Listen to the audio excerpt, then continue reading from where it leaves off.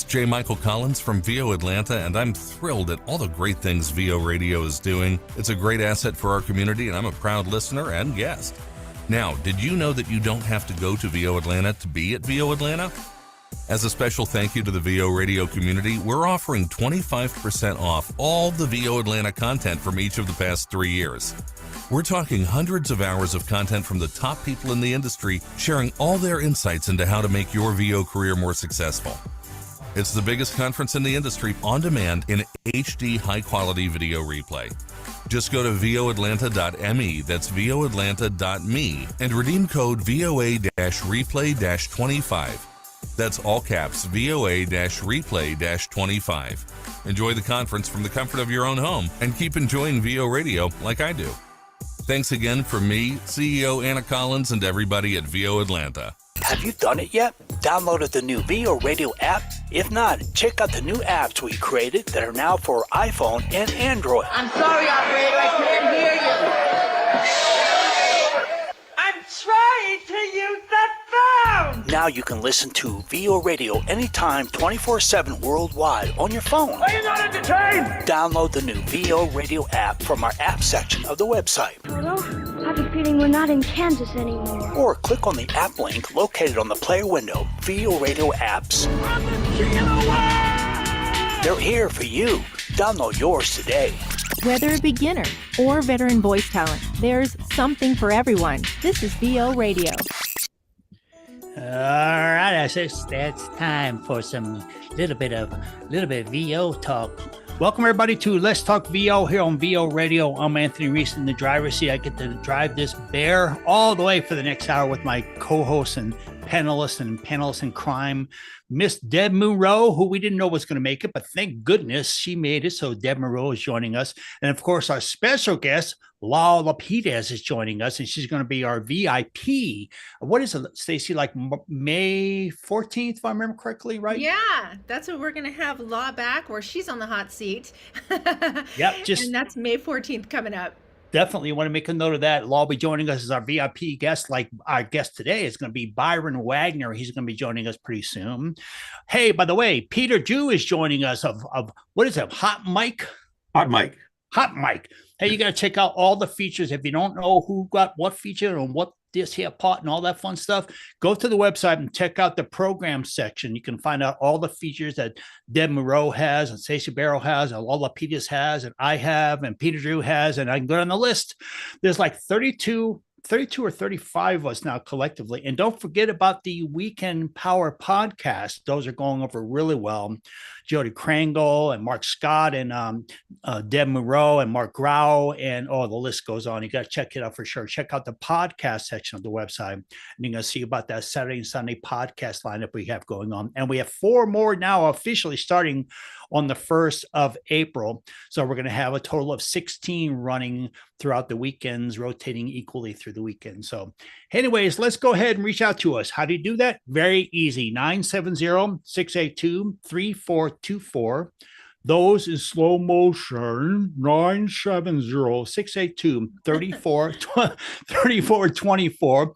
You can use it the old-fashioned way. You can send a snail mail. Remember that snail mail stuff?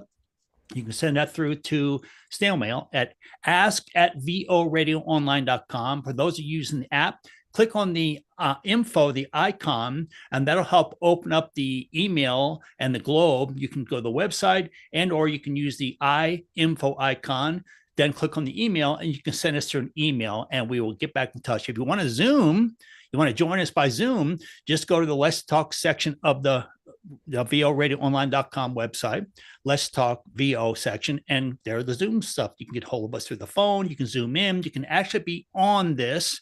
But be forewarned, before we move on, we are simulcasting for those of you watching on YouTube. Hello out there, everybody.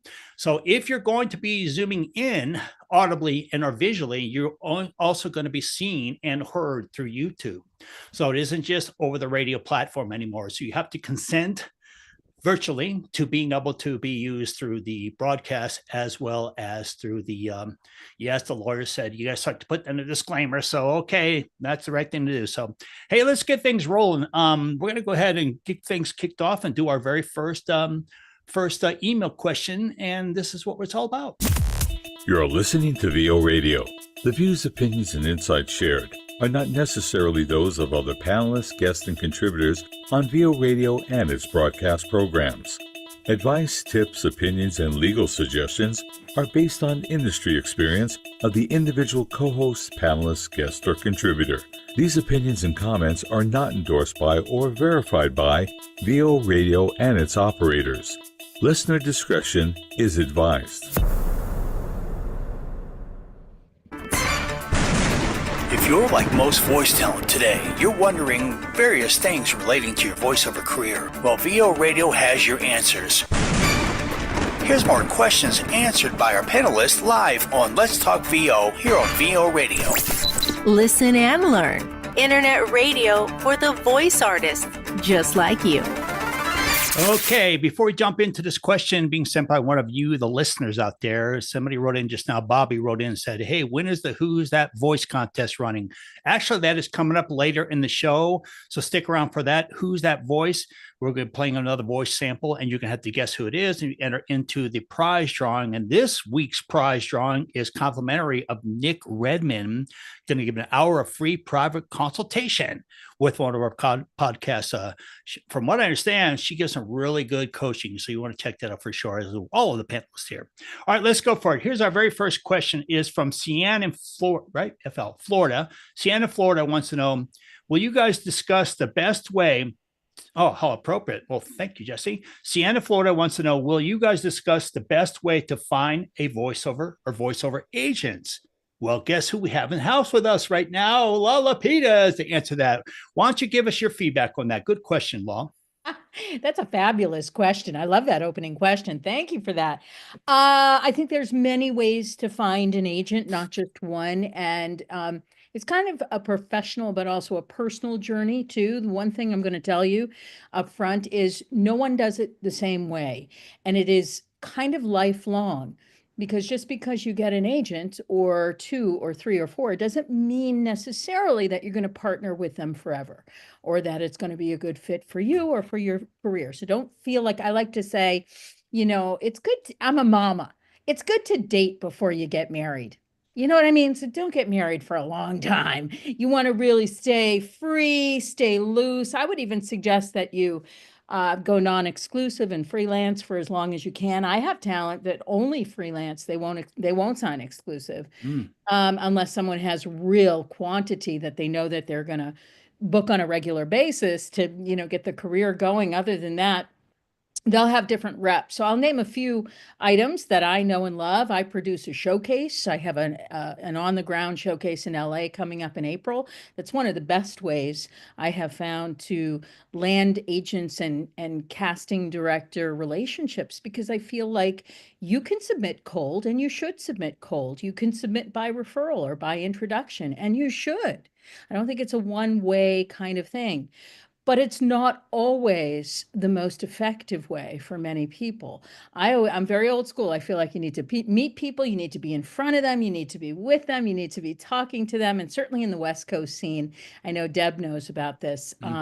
It's very much based on personality and persona and like how you get along with people. And that real conversational thing, I think, really does come out when you're with them, when you're talking with them, when you're auditioning live. How do you audition live? You know what I mean? So there's a couple different ways, and I would suggest pasting the audience, meaning just do it all. See what works for you. You'll know over time, you know, what is the most effective way for you. But I always recommend live, if you can do live, getting in front of people that getting in front of people who can get you work. Always work with people who can get you work when you're looking for reps. Live meet and greets. Yeah, I remember back in the day, Deb's heard me talk about this because she's a rocker from back in the day, like me as well. Our labels used to, management companies used to take us to what we called showcases at Whiskey Go Go and out there. And they would basically get us prepared for months, all looking exactly the perfect look and everything, you know, our hair and everything was all big. And they would take us out, they would put a label showcase together, and there'd be like 7 or 8 of us bands that would take turns from 2 p.m. to 10 p.m, showcasing for the label reps. So is that kind of what you're talking about, doing a meet and greet in person type of thing? Yeah, absolutely. I really model mine after professional actor showcases that are equity showcases, where actors, sometimes they put it together themselves, and sometimes producers help them put it together. But where you invite a live audience of agents, casting directors, producers, basically whoever you want to meet and work with and showcase your work to, and it's live, and sometimes they're pretty schmaltzy. Like, sometimes we'll have like take them out to dinner, or we'll have a little, hors d'oeuvres for them, or kind of have a great time with it. And we make it really clear, and this is the key point, whether you're in LA or another market, is that of course you want to work. That's a truism. Like, we get it. You don't even have to say it anymore. We know it. But go in with the mindset that you want professional development. You want an educational opportunity to get in someone's world and get in someone's radar and learn about who they are and what they're looking for, and they can learn about you. Don't go in saying, I need work, I need you to sign me, I need this, I need that, because no one really cares, is the truth. You know what I mean? Really cool. They care about what they're looking for or what they need. Right. Go in and say, I need value, I need time, I need education, I need to make professional pals and connections. I need to be in the world and be immersive about it. If you have passion and you love it and you really want to do it, you'll find yourself in the middle of all of it. Whether you land work or not, you're going to create relationship, and relationship is always the core, key, I think, to any kind of success in your career, is building. Really cool. There you go, Sam. Great advice. Miss Deb Moreau, what has been some of the tricks, some of the tricks you've used over the years to land agents? So I do, number one, first and foremost, care about them. They're human beings. I think it's really important that people recognize that they're humans. So you really have to put an empathetic hat on when you're approaching agents, but local is always best to start. Wherever you live locally is always your best friend to start. I agree with absolutely everything, of course, Law said. Creating a relationship with them, learning about them. Why don't you ask them questions about them? Stop talking about you. Don't just make it about you. Learn about them. Make sure that's the right team you want to be on, which is what she was also explaining. I think that it's also important to get coach referrals nowadays, because I think a lot of agents that are good are full. And so if they don't have a word of mouth referral, they're full. And so it's hard to push that envelope until they really understand why they need to push that envelope. So that means you have to be persistent, and you have to know how to be persistent within the right ways to stay in their radar but not irritate them at the same time. And because I was a casting agent, I understand what it's like to be bombarded and people don't care about your life, like as if you don't have a life. You're not a real human. That's why I say that's the first most important thing. And I just want to say also, one of the ways I've done it that I think is very smart, because I am a person who goes after her own work. I have agents, of course, I value my agents first and foremost, but I brought my agent's work, and that helped me get whatever agent I wanted. Nice. And so I also think that's a really good tip as well. So in other words, bring a gig that's potentially a union type of gig, if you will. If you're even if it's not union, something that's worth their time. So it would have to be over $500 or something, so that you're valuing their time. You can't just do that with anything. But what they want to know is that you're working and you can make them money, and that you're a good fit for their personality. That's what they need to know in the end. And then let the agent negotiate on your behalf, and it opens your door with them as a relationship. It helped me. I had 5 stations. I started with 1. I didn't know I was supposed to ask for a raise every year. Sometimes I get scared that she maybe overpriced me. Maybe that's why I lost it last year, but I think it's more about voice aging than anything else. So, she really helped me do things that I wouldn't have thought to do, help me with contracts. Like, there's a lot of reasons. Something that's big and prominent, I will always bring to an agent. I'll never take that on myself. I don't need to. Good stuff.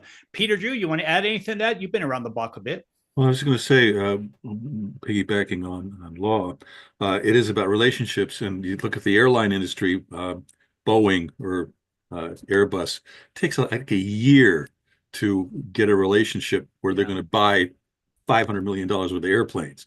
It's not quite that long in this business, but develop relationships, and then the work will follow after that. If relationships gel and you get along with people. If you're going to apply remotely, to an agent on the internet, very often they will have a form, and use that form because they have it there for a reason. Don't just send your information by an email and attach an MP3, because people don't want MP3s. They want it to put through their form, and then they can get a link and go out and get your demo.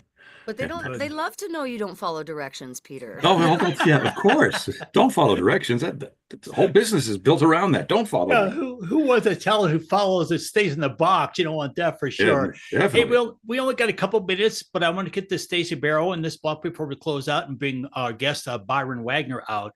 Stacey, you're an example for listeners and viewers of a talent that's about 4 to 5 years in their career. You're just now established enough, have longevity enough and credits and references to be able to start to look at agents taking you seriously. What would you say is the biggest hurdle you've run into so far at this point in your career, going after agents out there? You know what? I just don't think of it in terms of hurdles. You know what I mean? Because I'm foraging connections. So that's really the biggest thing that I'm focused on.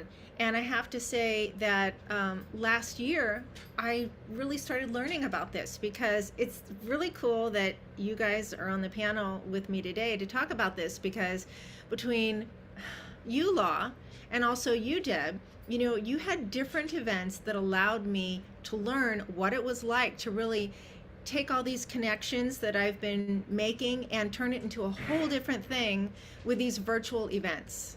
Right. And that was really my first exposure to something like that, other than, you know, some smaller workshop or something. And I thought to myself, wow, I mean, I'm not stupid. The biggest light bulb went off in my head. You know, not only do I get to meet other fellow actors and voice actors, I get to meet all these different coaches, mentors, in these class settings where I really get to benefit from all that they have to share, as well as meet these casting directors and other people who are producing and doing all these active things within our voiceover industry. Nice. You know, which I wouldn't have met them before, and definitely not in the span of like a day or two and a weekend or whatever. Right. To have that all jam-packed into one spot, and for them to be able to hear me on top of it in some kind of way performing is like, wow, just so they can hear me. And again, it's I've learned, you know, just like Law said, it's not about, this isn't an interview where they're gonna hire me. It's just a chance for them to be like, oh, I've seen that girl before, I've heard, they may not remember, but I'm gonna leave some kind of impression, and this is my shot to be able to do that and learn at the same time. So wow. That is completely what I'm about. And as far as meeting agents and things, I met Law through VO Radio. I mean, oh my God, you guys. Hello. You know, I met all of you actually through VO Radio. And, you know, I'm working on I'm in my 4th year. And without these experiences, how would I meet an agent? You know what? The traditional ways with direct mail and all that kind of stuff, and that's important, and social media and connecting. But this kind of stuff where you can see people and interact and really make connections as human beings is where you're going to meet those people. And if it's a fit, maybe just that moment and timing is right where you get to meet an agent and they'll put you on your roster, but you've got to do these things. Good stuff. There you go. So that was for Sian in Florida. Great question. Open up a can of worms there for sure. We could talk for hours on that. Great question. For all of you out there listening and watching, stick around, because coming up in just a few minutes is our VIP guest, Byron Wagner. So stick around and stay right here. This week's Nava News Minute is brought to you by... Hi, Peter Drew here, professional blabbermouth for several decades.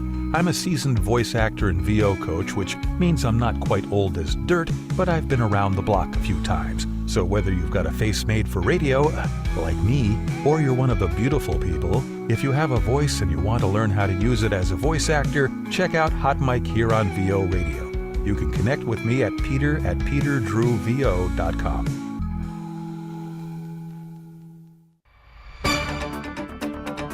Hey everybody, NAVA President Tim Friedlander here with your NAVA News Minute update. The SAG-AFTRA interactive strike is still making progress with AI protections in video games, and NAVA was excited to host a live town hall with some of the members of the Interactive Agreement Negotiating Committee. If you want to rewatch the town hall to learn more about the video game strike, you can do so on our website at navavoices.org under the Resources tab. NAVA debuted a new Best Practices for Kids in VO page this month, which includes resources for parents and a new contract writer just for minors. We are so excited to be a part of VO Atlanta this year, and we'll be hosting a special NAVA panel. Check out all the classes taught by our amazing board members, and visit us at our sponsor table all weekend long. We're also thrilled to announce that we awarded 5 VO Atlanta scholarships this year. Special thanks to Joe Zija and Jennifer Sunbell for donating 2 of those scholarships. And finally, we're continuing to make headway on AI legislation at the state and federal levels. Thank you to everyone for all your support. To find out more info on NAVA, visit our website at navavoices.org. Thanks a lot. Somebody has to be the best in the business. Elevate your voice with NAVA, the National Association of Voice Actors. As a nonprofit association, NAVA is dedicated to the advocacy and protection of all our voices and for championing the equitable advancement of the voice acting industry. Visit the website at navavoices.org today. NAVA, together they can protect the future of voice acting and make our voices heard. It's officially fall, y'all, and that means the new fall-winter issue of the VoiceOver Resource Guide is out now. Issue number 78, we've created a fully updated special video game strike edition of the Vorg for you. 3 pages dedicated to strike info. So get yours today at one of our pickup locations near you. Or head to thevorg.net, get one shipped out, and we'll plant a tree when you do. How nice is that?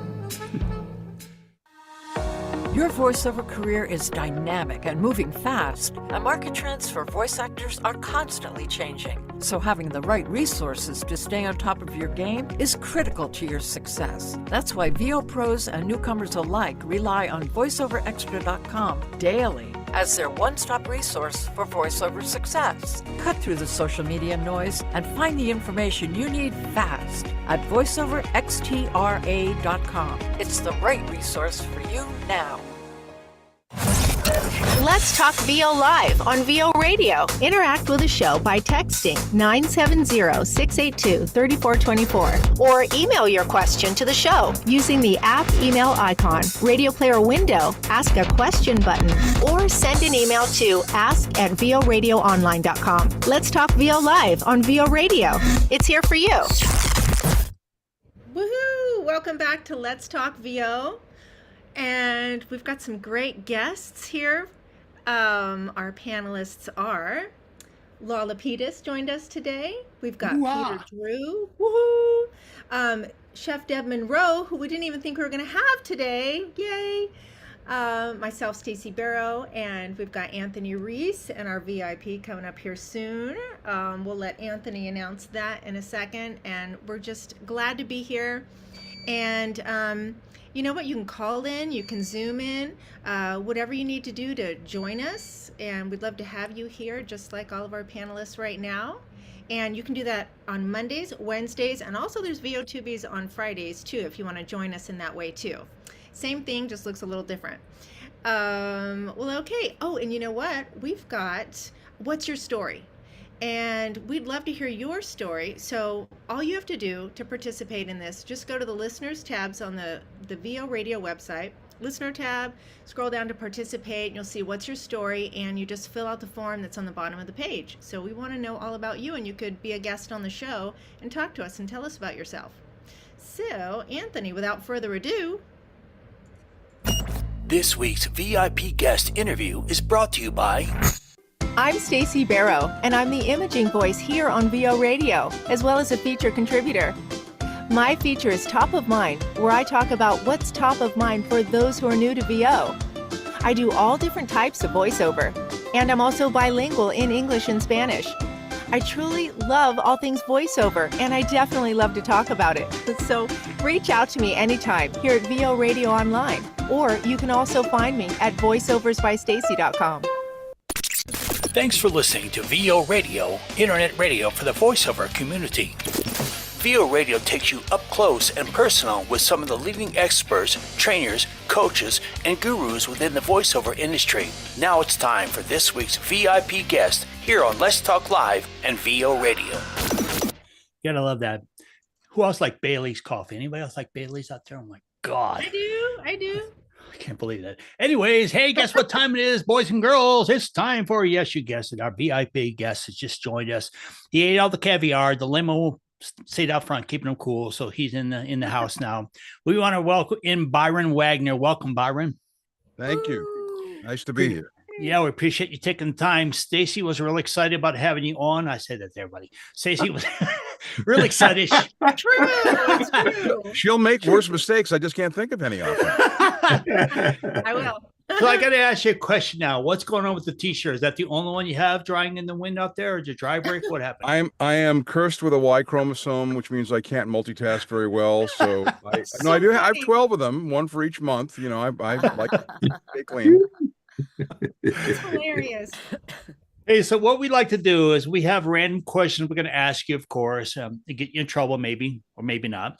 And then the panelists are all going to throw something at you too. And then we'll hopefully have a few minutes left to do a round of quicks where we throw a question at you, kind of like Sam Hagar does that. What is it? This or that, or whatever he does on his road trip thing. So to get things started, seriously, give us a little bit of background. What got you in this madness to begin with? I know you've done mime, you've done acting, you've done theater, you studied all kinds of stuff at Ohio University. Give us your history and what brought you into the madness of voiceover. Well, I got a late start. I didn't do anything professional till I was 8 years old, and I started doing magic and ventriloquism for kids' birthday parties. And I charged 25 cents and all the ice cream and cake I could eat. And unfortunately, my priorities haven't changed since then. And so I got into theater, and there's very esteemed. I grew up in Omaha, Nebraska. So the Omaha Playhouse is regionally, very well known, as well as nationally. It was the home of the Fondas and the McGuires and Marlon Brando and Dick Cavett and Johnny Carson, all that stuff. So that's why I have standard American pronunciation, he said, theoretically. Right. And when I love toys and electronics. And when most kids were going to high school in, $500, kind of beater cars, I took the bus, but I had a Ream Roberts 778X recorder with crossfield heads that would take 10.5-inch reels and go 15 inches per second. And I got the FCC radio telephone license, third class, with a broadcast endorsement when I was 15. So I ended up being able to do board shifts at the local radio station, and then started doing multi-track engineering and got into doing recording and producing for vinyl records way back in the day. Remember them. And so this is actually very, very unexpectedly amusing for me, because I keep looking around for the logbook for the transmitter readings and the 16-inch turntable, the slip cue, and the card machine. Where are they, man? Right. Remember those days? I think Peter and even Deb might remember having to go in a log and put the logbook and log out. Oh my God, craziness. So you started out, you went to college, you went to University of Ohio. Am I right about that? You did mine for 25 cents, a cake and ice cream you could eat and all that stuff. Who would you say along the way? And I know she always writes in, so I'm going to ask it for her because I know she'll write in a few minutes if she's listening up there. Who would you say along the way was your biggest influence that transitioned you over to the voiceover part of the industry? Well, my first idol was, Paul Winchell, Jerry Mahoney, and that stuff, and magicians and so on. But in terms of voiceover, I actually was able, because I had been doing board shifts and, announcing commercials and doing that kind of stuff. Initially it was broadcast and radio in those days. And then voiceover, it was kind of a funny story, basically. The short version of it is that in about 1992, I saw a very interesting opportunity. I was asked by Apple Computer to do some consulting at the Disney Corporation. And the guy who was in charge of their foreign character voice casting, a guy named Blake Todd, would sit on the floor of his office with cassette machines and cassettes in DHL envelopes that had come in from all over the world. And he would take the cassette out, stick it in the machine, rewind it to zero the counter, fast forward to the number on the notes, listen to the audition, stop, eject the cassette, and over again. I looked at him, I said, dude, isn't that expensive? And he said, yeah. I said, it's not like domestic where it's overnight. He said, no, it's like 3 to 5 days. Half the time it's when, customs is closed on a weekend. So it's about a week. I said, had you ever thought of spending $100 on a Fairlawn Mac recorder and digitizing the audio and sending it as an enclosure in your email that you got anyway? And he looked at me like, can I do that? And I thought that was the end of it. But what happened was I was familiar with a couple of guys from Northern Ireland who had created the technology that was allowed you to compress digital audio. So I helped create and patent and commercialize the first audio, the ISDN codecs. And it kind of, it changed the radio business. It changed voiceover and all that stuff. So that is a whole other story by itself. And if you're a glutton for punishment, if you search my name on YouTube, you'll see the presentation that I did with Graham Nash at Texpo in '93. Awesome. Because it was all under non-disclosure for Disney. I couldn't talk about the fact that it kind of changed the way they did business. But anyway, so many years later, when the subprime mortgage crisis hit in around 2008, I couldn't do tech-related startups anymore. And so I pulled a codec out of storage and dropped an ISDN line into my closet in my apartment and got Don LaFontaine's agent at TGMD and started doing voiceover, to answer your question of half an hour. That's pretty cool. Yeah. That's really awesome. So that brings you back to, a lot of people don't know that out there, but this is the original Godfather. You used to do Godfather Pizza right back in the day. Remember? That's a very, very funny story. When I left school, I did not graduate college, but because I was no longer eligible for the draft and didn't need my student deferment, I came back to Omaha, and the only gig I could get in broadcasting was as a sales guy. And I took it, and I bought some new suits that were very expensive. And I would go around, and when you come on as a new sales guy, it's kind of like there's a scene in, I think, Zorba the Greek, where when the guy's wife dies, all the women from the surrounding community come in and they're like locusts and they pull everything out of the house. So when you're the new sales guy, you get the dregs. You get all the accounts that nobody else in the sales force wants. Plus, like, one little thing is kind of a little, just to make you feel better. So I had one ad that would run every year on the first snow. It was for snow tires, right? So, this was KRCB-FM was the local kind of underground FM station in those days. And so I found my own customers, and part of the gag was I found a barbecue place. It was open till 2 a.m. And instead of $60 for a AAA spot, I sold them ROS, run a schedule spots, for like $8. And I played them after midnight when there were a group of people who had had their attitude appropriately adjusted by herbivorous substances, and it changed their business. Same thing for, it wasn't called River City Bong Works. It was something else. Anyway, but the gag was that I would say, look, give me $100. I'll get you 12 spots. I'll produce them. I'll write them. I'll be the talent, and so on. And to your point, there was this little shopping center that they were building out in West Omaha. And there was a bar named Wild Willie's, a guy named Willie Thiessen. And next to him was a guy who had the concession at a bowling alley.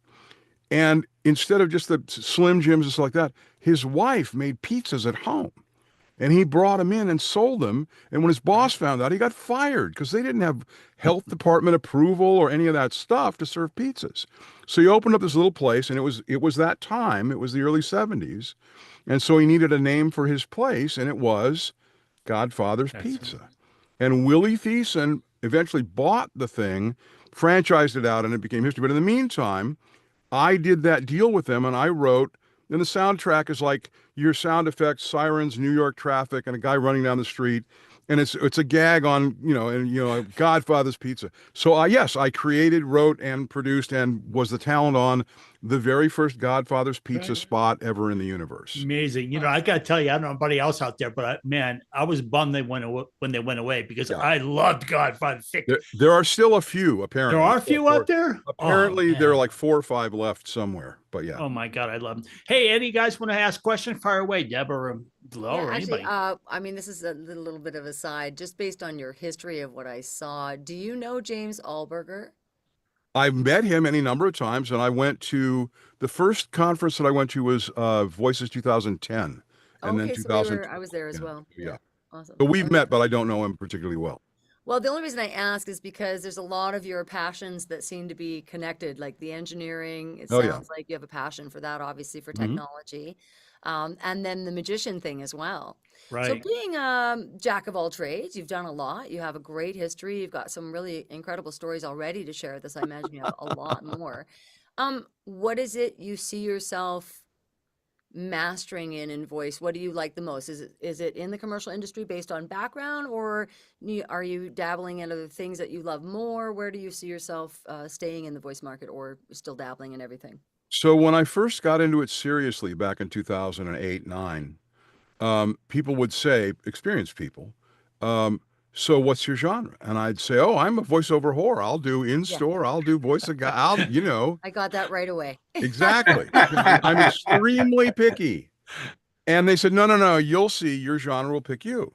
Yeah. And one of the things that happened was I started doing audiobooks, and I found out that 99% of the people who do VO, that's the last thing in the world they would want to do. That's right.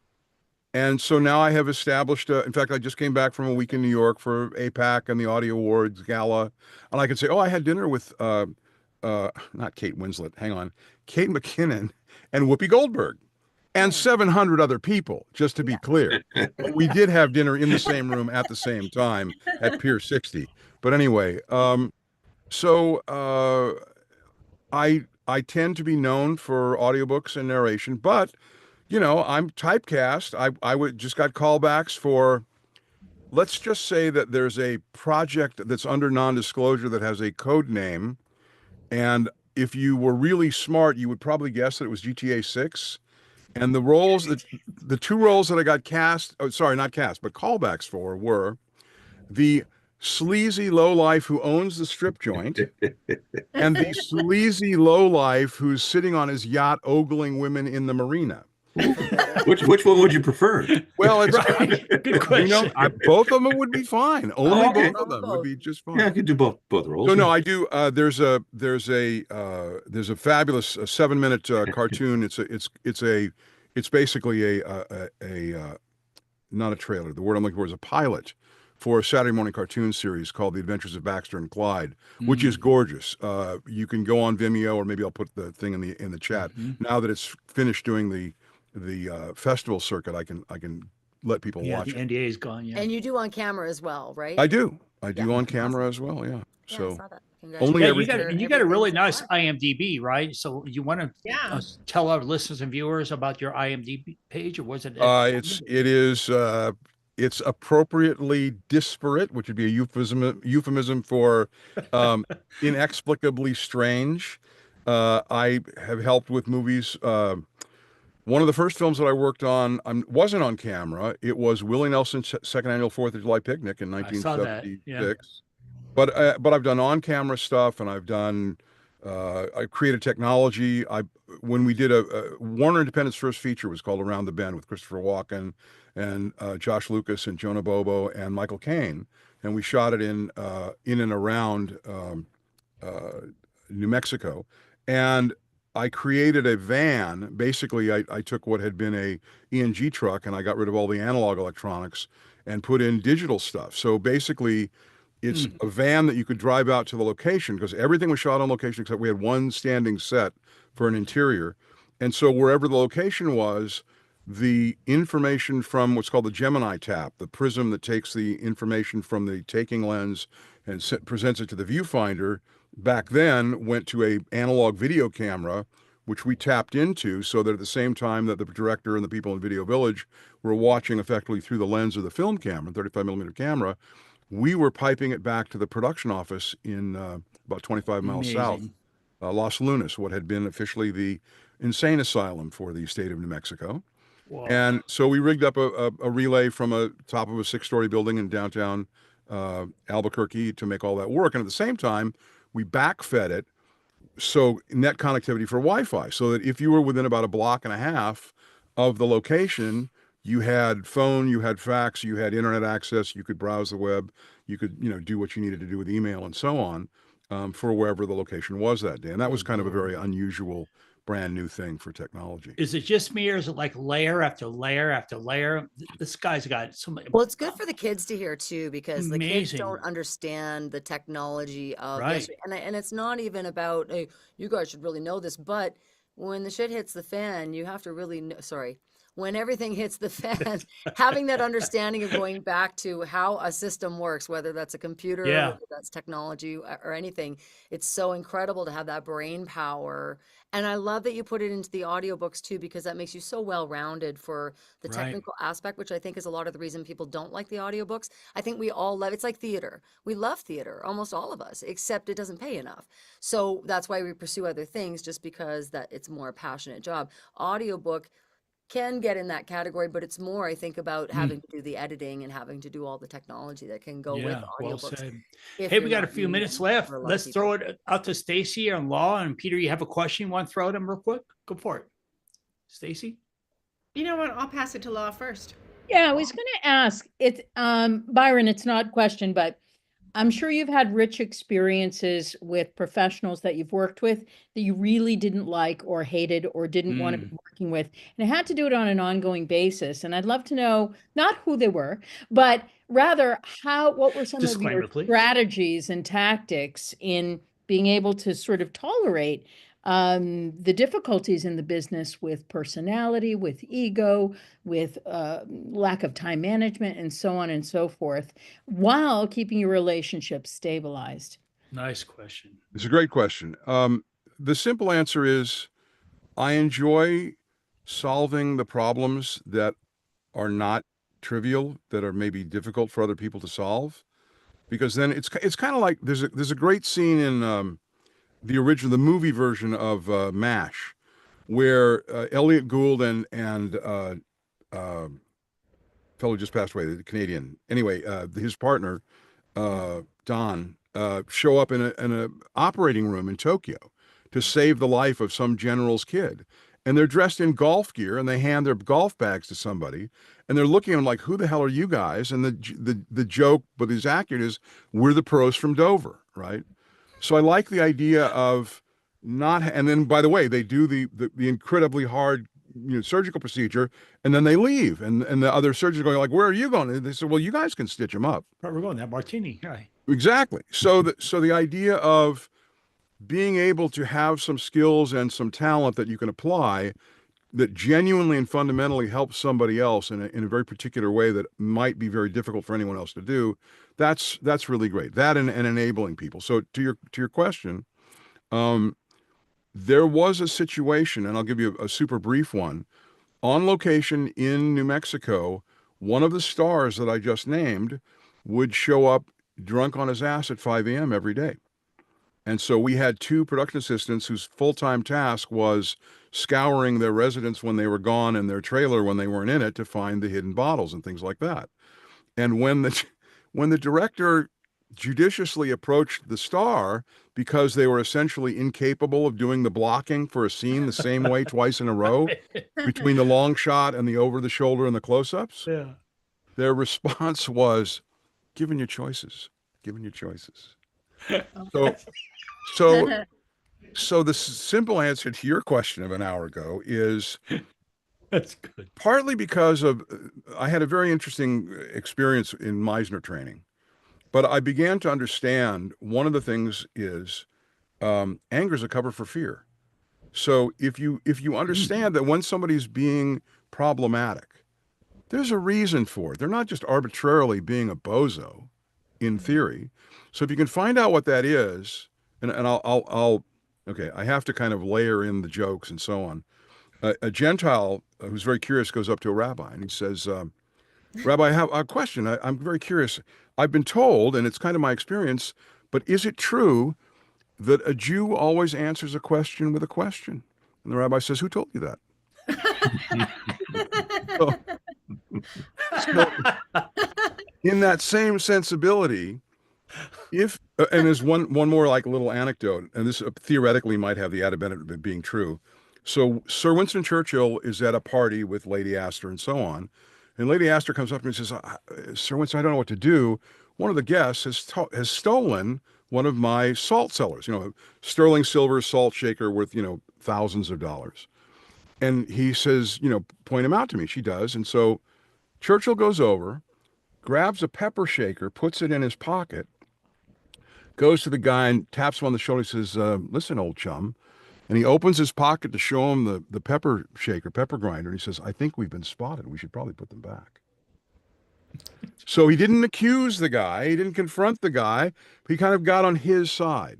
Right. So I think there's a lot to that. So the way to try and answer your question is, on the occasions that I've been working with people who were difficult or whatever, I tried to find out what the real issue was, because 90% of the time it was fear of something or other, and maybe it was totally unrelated to the process. But if I could let them know that I genuinely cared about them and us collectively being successful, and ask the question, how can I help? What can I do? And it's amazing how you can de-escalate a situation and take them from being adversarial and confrontational to being, your best buddy in the world because you actually reached out. Did that answer your question? It totally did. I just have, if Anthony will allow me, I have one more backup question to that. I can't help myself but asking. So in that vein, Byron, how much therapy do you end up doing? I don't mean for you, I mean for others. Right. Well, some people call it babysitting, and Like for bartenders, yeah. Yeah, or hairstylists, hairstylists. And seriously, when the United States government wants to forward a social idea or concept or project, that's their first line. That's who they'll go to, hairstylists and barbers, because people will talk to them in a way they don't talk to anybody else except a therapist. So the answer to your question is usually, the very best thing you can do on any kind of a project is surround yourself with people who are smarter and more competent than you are. Because if you do that, then executing the project becomes trivially easy and a lot of fun. But I think the answer is I'm very happy to share, what I've learned. In fact, I have a medical issue that we refer to as Swiss watchmaker syndrome, which is, as you've noticed, if you ask me what time it is, first we have to build the watch together so I can give you an answer. So I think the answer is, and the more experienced and the more, it's funny. When I used to produce and engineer music, and I did The River with Bruce Springsteen, and No Frills with Bette Midler, and Two Tone Tomb with Tommy Two Tone, and Shot of Love for Bob Dylan. And in each of those cases, the joy was working with people who are so professional that they start kind of at 9 and work their way to an 11. Right. But the thing that was the most rewarding was, I'd invariably somebody say, "Oh, you got to listen to my cousin's, bricklayer's, postman's son's nephew, because they're really great." Right. And 90 times out of 100, I could get out of it. And one out of those 100 times, when I went, sometimes they'd be awesome. And so I'd have the opportunity I'd say, "Okay, well, give me a demo and I'll see if I can help or whatever." And they'd say, "Well, I don't have a demo." I'd say, "Well, okay. And you're new in town, so you don't know any musicians and you don't have any money to buy tape with, and that's fine. Let's do a demo. I'll get musicians who need people like you, or they don't work because they need a band, they need a front man and they're a bass player or drummer or whatever. And I can barter for the studio time." And I take them in the studio and we lay down the rhythm tracks and some scratch vocals, and I put a little EQ and a little echo on it and put up a rough mix on the monitors and bring them in the studio, and their heads would explode because they go, "Oh man, that's my song. That's me, but it sounds like a record. Like, how did you do that?" And that is the most fun. And that's why I mentor VO people and audiobook narrators now. So I think the answer to your question is a lot, and I enjoy sharing what knowledge I can. And I work really hard to have the little breadcrumb trail so that eventually I can remember the original question that somebody asks me and answer it, after the 27, round the houses, detours and so on. But I really enjoy being able to share and being able to enable other people and empower them. Awesome. Really cool. We got 2 minutes left. Let's fire a question real quick. Okay. Oh my God. To be last, there was like so many things. First of all, I do appreciate your ability to circle back there, Byron. It's taken years to be able to do that, but thank you. You take us on a journey, and there's that little something inside that goes, "Oh, I wonder if he's going back there," but you go back there and then some. So it's very the dramatic tension. Will he remember? Can he get back? Very good. Very well done. I just want to say 8675309. Yeah. Oh, thank you very much. Did anyone tell me two-tone? I saw there's a post on Reddit. Apparently somebody was in an In-N-Out and they called the order number and it was 867. So he yelled back 5309. Only one other person at the In-N-Out clapped for him. Oh my That's God. great. I mean, who in the world does not know if you do that, right? It's such a global song, man. That song. Oh my God. If you're decrepit like I am, yes. International language. Hey, everybody, if you just joined us, and Peter, I know you didn't get a chance. You get the next VIP for the first 10 minutes. Okay. If you just joined us, you've been listening to us interviewing our VIP guest, and it is Byron Wagner, of course. For more information, just Google the name. His website's on there on Google. His IMDb comes up. The guy's got, like I said, layer after layer, layer after layer, layer after layer. I mean, it's amazing. I found out stuff, and I researched it. I found out stuff that I had no idea, man. I didn't know you produce all these artists that you produce, The River and things like that. I can't believe that. But if people want to reach out to you, what's the best way for listeners and viewers to get a hold of you out there in the world? Besides the posters in the back of the post office? Yeah, and the T-shirt flying them in there. Byron at byronvo.com. Email. Very easy. Or the Byron and Byron? Byron at byronvo.com. Very good. Awesome. Thank you so much. We didn't have a few minutes to do the quick kicks, but that's okay. You kick butt. It was great having you. Thanks for being part of our VIP guest series here at VO Radio. Let's talk VO. We're going to go jump right into Who's That Voice, because we only have a few minutes left. We might as well. So let's knock that out real quick. So let's go ahead and get that started here. This week's Who's That Voice is sponsored by Street Smart Coaching. That's what you get at VO 101. Hi, I'm Anthony Reese, 35-year veteran, casting director, producer, and voiceover coach here at VO 101. Whether a beginner or veteran voice talent, you'll find everything you need to get your career started or take your career to the next level. Training, website design, YouTube channel creation, voiceover demos, video demos, a free evaluation, and even a free training area. Get Street Smart Coaching at VO 101. That's VO101.com. VO101.com.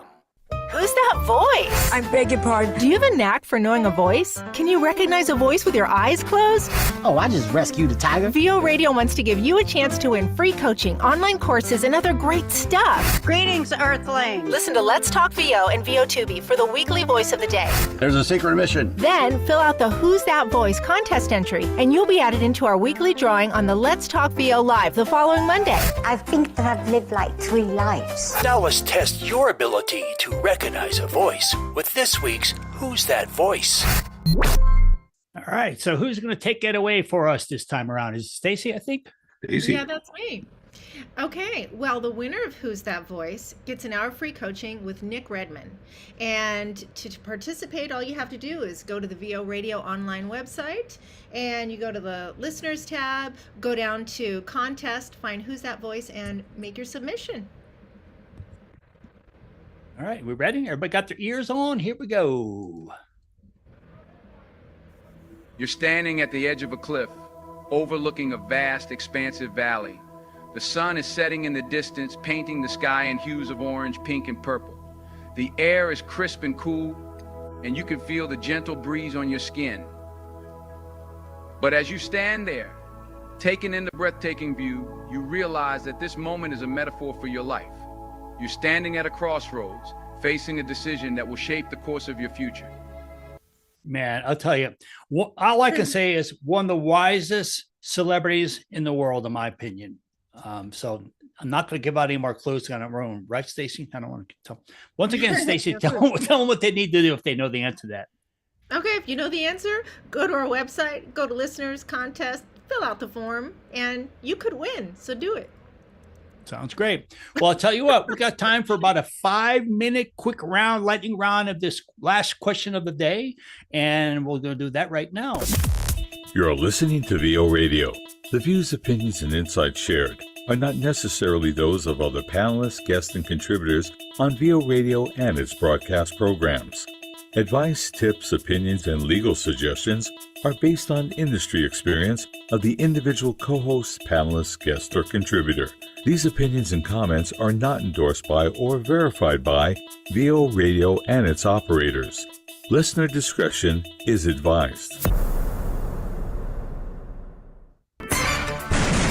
If you're like most voice talent today, you're wondering various things relating to your voiceover career. Well, VO Radio has your answers. Here's more questions answered by our panelists live on Let's Talk VO here on VO Radio. Listen and learn. Internet radio for the voice artist, just like you. All right, I'll hand it off to Mr. Peter Drew of Hot Mic, and he's going to set us up and ask our question here. Go for it, Peter. All right. Where is it? I'm sorry, Anthony. That's okay. But down on break 2, we kind of skipped around a bit. Oh, so that's why I'm looking at break 3. Looks like it's from Larry, I think. Oh yes, okay. Let's ask the question. Where did it go? Here, number 2. Where's number 2? Break 2. I'm sorry. Wow. What is wrong with me today? Not a thing's wrong with Not you. enough You sleep. got to wrote the agenda. You're human. It could be the agenda, I'm right? embarrassed. I don't.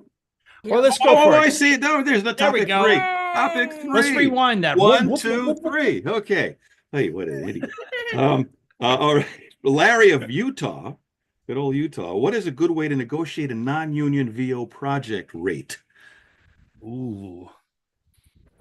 So what is a good Okay, way I'll ask to Peter. negotiate? Somebody take that one. I'm not going to take Peter, that one. Somebody else take Peter, that you one. take that one. Tell Oh, me. you want me to take that one? Yeah. Hey, Remember, it's a all right. lightning round, so I'll throw a quick minute and then we'll be done. The best way, a lot of people say, ask what your budget is. For plain and simple, very simple. Ask Okay, what thank the you for budget- coming, everybody. So you can ask for the budget, but if you're negotiating, it's like any negotiation. You go in with your rate, and you sort of priced yourself in the market. Hopefully, you know where you fall in the marketplace, and you go in with that rate, and then it's basically just back and forth. If you have certain skills that you can utilize, as Byron was saying, if you have technical skills, you can throw those in. But as far as negotiating the actual rate, again, I just ask for budgets myself, and very often that's a very simple way to find Nice. out. That's nice. And my quick 3 cents worth or 2 cents worth nowadays is basically depends on where you're at on your journey. Yeah, You know, that's what I'm reality saying. You found your That's right. where you Wherever you belong are, if you're a in beginner and things, you're yeah. willing to work for food, or are And you you- somebody intermediate, or are you advanced talent, or where you at on journey? What are you willing to work for? You How have big a is the rate. client, You et have a cetera? rate. Go in with it, and then if it's too high, they'll let you know, and then you negotiate it. And sometimes it's too low. I did that recently. I forgot about the international part because it was an international client overseas. I was working for a production house in the Netherlands, and I forgot about the I think that's a valid point, Peter. You've got to ask your client a lot of questions, guys. You've Yeah. got to know some of these things. Where's the Exactly. distribution? How long are you airing it for? What is it Exactly. used for? How many units are being sold? Yeah. Nava, as we've told you guys in the past, has a wonderful contract that you guys can copy out there. And that's also how agents protect us, because they do find out that information for us to make sure that we're not getting ripped off. Because An it can interesting happen. point. I would- I'm sorry. Oh, I'm sorry. I was going to say regarding that, internationally, I got a question from a guy in South Africa. We became friends on LinkedIn. He wanted to know, they have a nationwide rate there, as in Germany and some other places, they have nationwide rates that's established by the government. And he asked, how do I do rates for other people in my country, but outside as well? You have to look at standard of living. I get these offers from China for 2 cents a word or Right, right. and I send back a simple note. I cannot do that for that amount of money because Yeah. the cost of living here is 15 times higher than in China. Good Thank you Well, very it's much. funny- Goodbye. It's funny you say that, because I was actually just going to say it's so important. Oh, You I'm guys sorry. research. You've got to research what it is. Either like again, all those questions. You got to Yep. research where it's being aired, and then again, like you said, it's different in every country. So you've Right. got to know what the difference is. I think those are all valid Well- things. well And said. I You also know, and- suggest one more quick Go thing, for and it. I'll be super fast, which is, say this to the client: how much is your project worth to you? Never Yeah, that's a ever good be one, yeah. afraid to say that back to your client. Right. And trigger a thought in my mind that I want to throw at law's thinking is, as an agent, okay, I know you negotiate typically on behalf of the talent, but do you ever negotiate outside of the wheelhouse, or do you guys stick to the GBAA guidelines? What do you kind of do? What do you work on basically? Do you have Well, I three think that we you go by? try. Yeah, I think we try to stick to the industry standards. There's always times though, like for every rule, there's a break in the rule. No question about that. I just wanted to add one thing before I forget and piggyback onto what Peter was saying. I would always suggest, and I suggest this to talent who are a little bit kind of squeamish about doing this, come in high. come in a lot higher than you think you will ever get. Get used to no, get used to we don't have budget, get used to that's ridiculous. Nice. And come down to the actual rate that you know that you're worth and is worth your time. Never start at the rate that you think you're worth. You're always going to be talked down, always. It's like Mexico. If they let you walk away, you got the best deal you could have got. That's right. That's right. And also come into the negotiation, come into the deal already having made the decision whether you are steadfast and sturdy and you're not going to move or whether you're going to slide. I always know I make the decision. I'm ready to slide. I'm going to go high. I'm going to come down.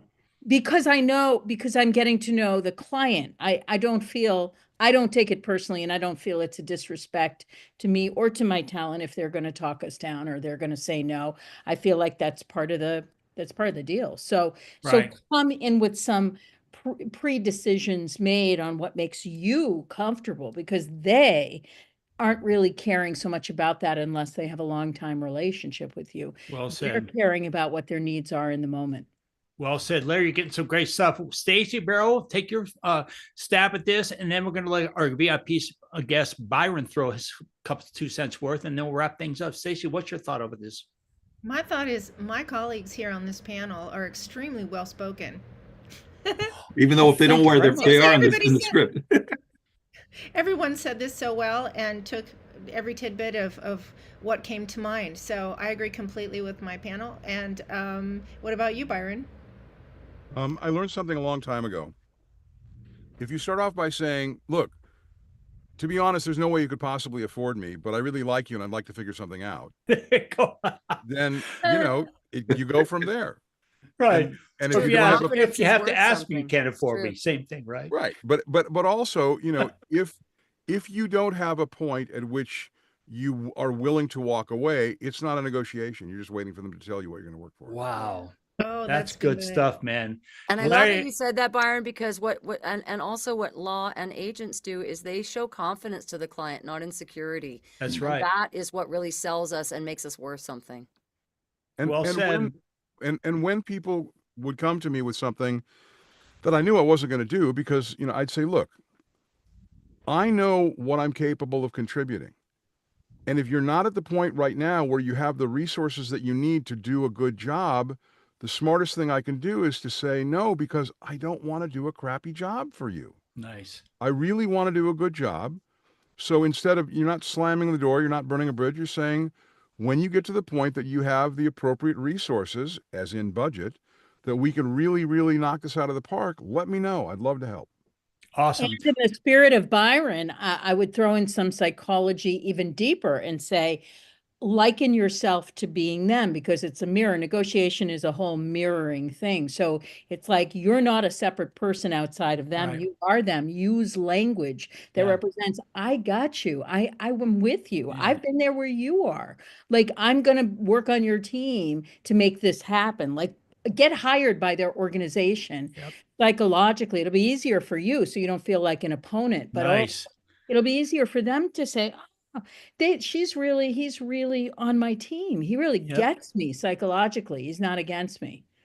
Nice. And one last thing. I learned a long time ago, every negotiation, every transaction has two components, price and terms.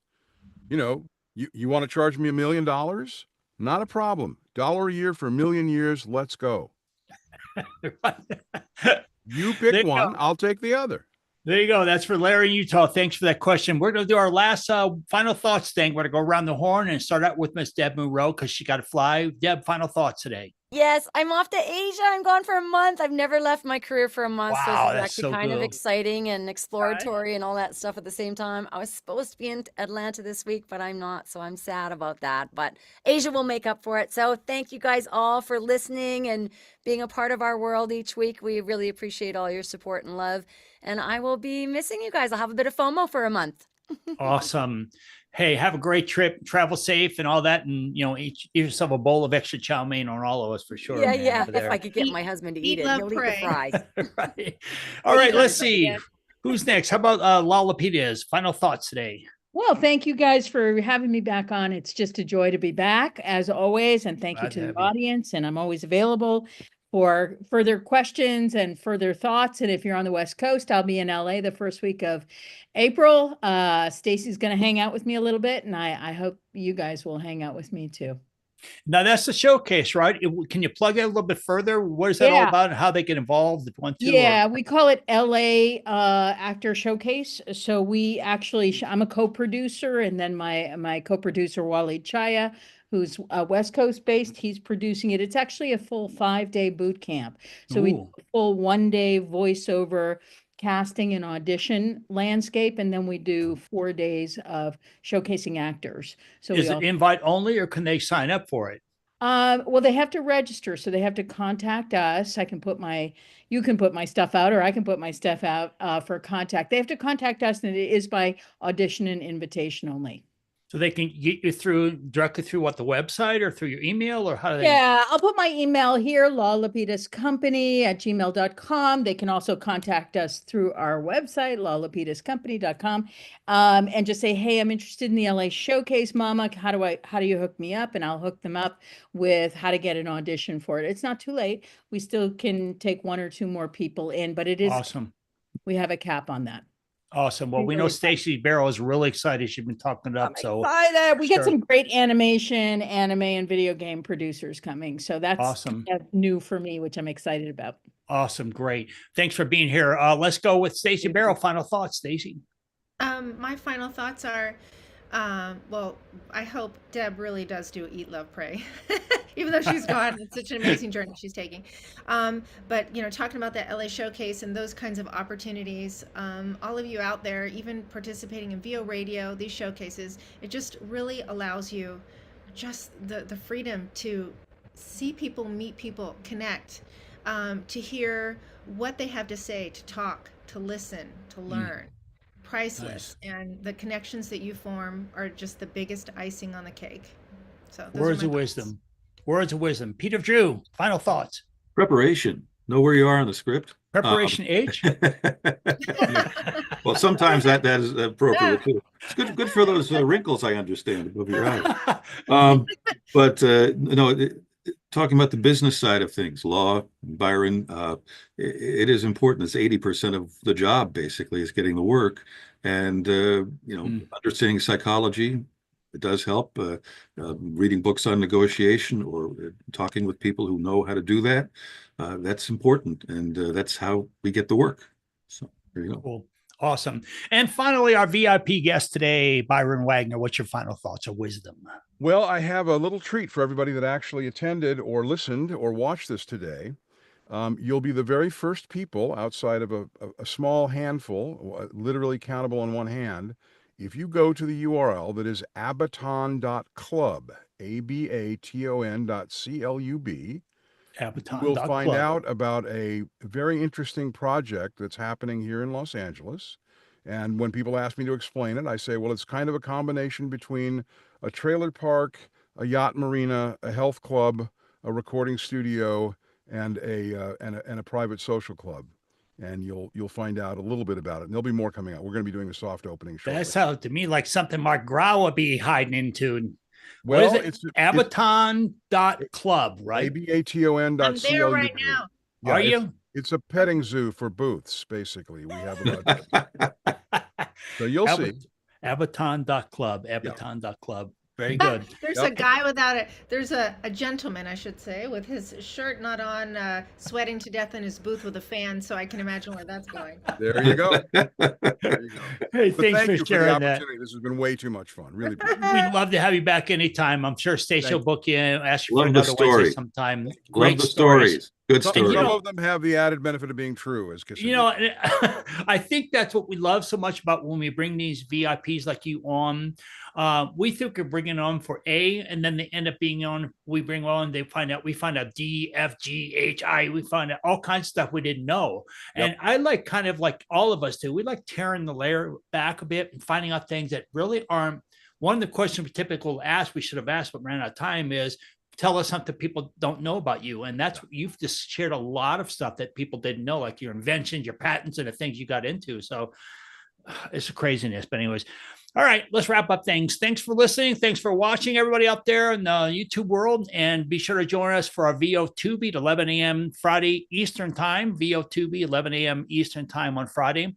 And then, of course, we'll be back on Monday and Wednesday with a live show. Make sure to listen to the VO Radio broadcast 24/7. It's constantly broadcasting all kinds of features and music and promos and all kinds of goodies.